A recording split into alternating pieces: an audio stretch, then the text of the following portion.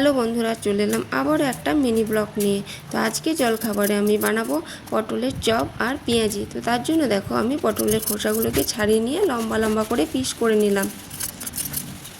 এরপর আমি পেঁয়াজের খোসাগুলোকেও ছাড়িয়ে নিলাম এবং পেঁয়াজগুলোকেও লম্বা লম্বা করে কুচি করে নিলাম, আর ওর মধ্যে দুটো লঙ্কা কুচি করে নিলাম।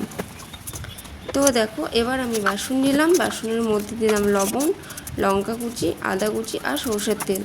তো এবার আমি বেসনটাকে সুন্দর করে মেখে নেব।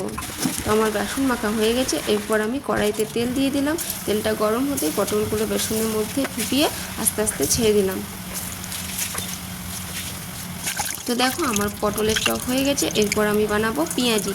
তো আমি বেসন আর হালকা লবণ দিয়ে পেঁয়াজগুলোকেও মাখিয়ে নিলাম এবং কড়াইয়ের মধ্যে আস্তে আস্তে ছেড়ে দিলাম।